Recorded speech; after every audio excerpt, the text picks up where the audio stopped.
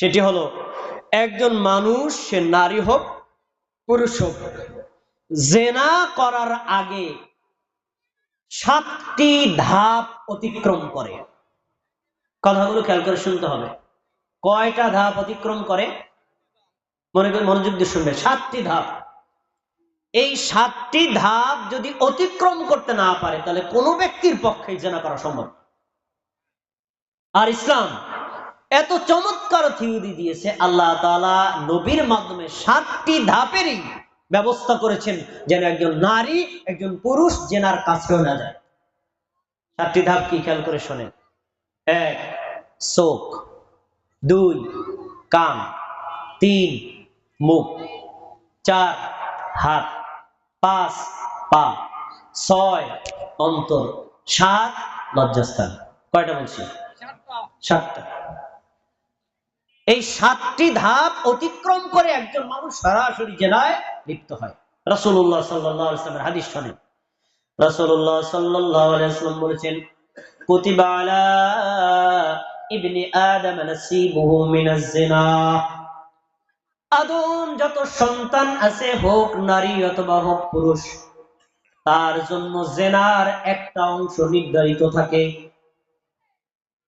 এই একটা অংশ থেকে সে এড়িয়ে যেতে পারে না। লা মাহালাতা লাহা, সে এড়িয়ে যেতে পারে না। আর সেই জেনার পার্টগুলো কি? 1 নম্বর ফাল উযুনান জিনাহুমান নজর, চোখের জেনা হলো চোখ দিয়ে দেখা। তার মানে একজন পুরুষ নিজের মাহরাম নারী ব্যতীত, নিজের স্ত্রী ব্যতীত অন্য কোন নারীর দিকে কুদৃষ্টিতে তাকাতে, কথা বলেন, তাকাতে পারবে না। যদি তাকায় এটা জেনা। এবার বলবেন, যদি এই মাহরাম নারী ব্যতীত অন্য কারো দিকে তাকানো না যায়, আমি তো রাস্তায় চলতে পারবো না। রাস্তায় তো কত নারী থাকে, আমি কিভাবে চলবো? এ বিষয়ে রাসূলের একজন সাহাবী জারীর রাদিয়াল্লাহু আনহু বলেন, আমি আল্লাহ রাসূলকে জিজ্ঞেস করলাম যে আমি রাস্তায় যখন চলি তখন একজন নারীর উপর হঠাৎ করে চোখ যায়, আমি কি করব?